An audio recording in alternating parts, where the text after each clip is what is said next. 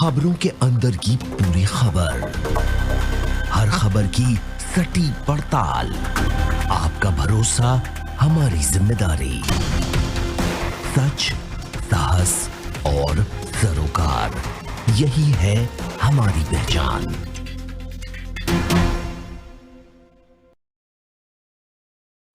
CAA और NRC को लेकर अभी बवाल थमा भी नहीं था कि एक नई व्यवस्था लागू करने की ओर केंद्र सरकार बढ़ रही है। ये व्यवस्था है एनपीआर। एनपीआर का मतलब है नेशनल पॉपुलेशन रजिस्टर। बताया जा रहा है कि कैबिनेट की बैठक में नेशनल पॉपुलेशन रजिस्टर को मंजूरी मिल सकती है। आइए जानते हैं कि क्या है एनपीआर और इससे हमारे सामान्य जीवन पर क्या प्रभाव पड़ेगा, हमारी इस खास रिपोर्ट में।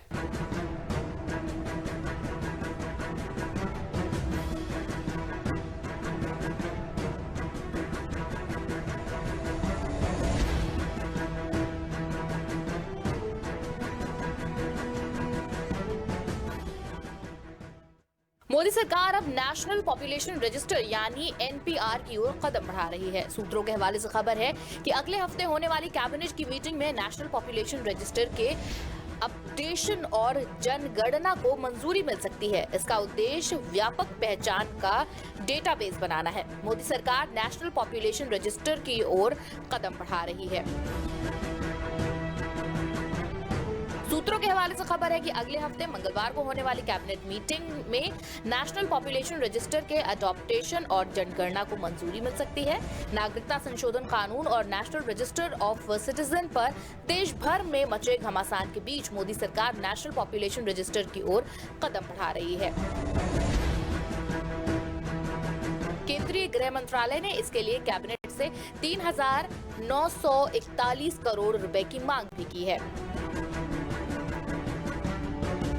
एनपीआर का उद्देश्य देश के सामान्य निवासियों का व्यापक पहचान डेटाबेस बनाना है और इस डेटा में जनसंख्यिकी के साथ बायोमेट्रिक जानकारी भी होगी। हालांकि सीएए और एनआरसी की तरह गैर बीजेपी शासित राज्य इसका भी विरोध कर रहे हैं और इसमें सबसे आगे पश्चिम बंगाल की मुख्यमंत्री ममता बनर्जी हैं।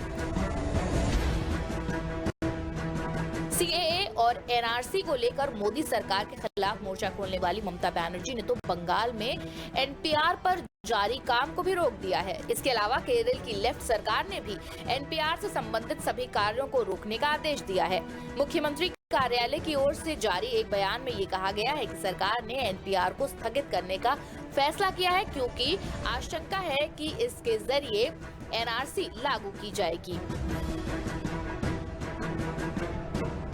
आपको बता दें कि एनपीआर दरअसल देश के सभी सामान्य निवासियों का दस्तावेज है और नागरिकता अधिनियम 1955 के प्रावधानों के तहत स्थानीय, उप जिला, जिला, राज्य और राष्ट्रीय स्तर पर तैनात किया जाता है।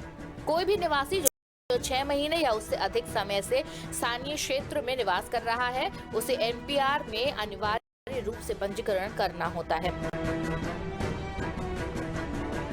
2010 में सरकार ने नागरिकों की पहचान का डेटाबेस जमा करने के लिए इसकी शुरुआत की थी।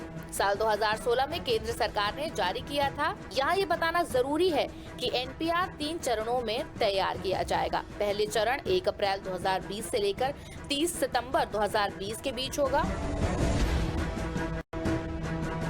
इसमें केंद्र और राज्य सरकार के कर्मचारियों द्वारा घर घर जाकर जरूरी आंकड़े जुटाए जाएंगे। दूसरा चरण 9 फरवरी 2021 से 28 फरवरी 2021 तक होगा। इसके बाद तीसरा चरण होगा। इसमें जुटाए गए आंकड़ों में जरूरी संशोधन किए जाएंगे। फिलहाल जिस तरह से सीएए और एनआरसी पर पूरे देश में बवाल मचा हुआ है, उसको देखते हुए लगता नहीं कि एनपीआर की राह आसान है। Output desk, prime TV India.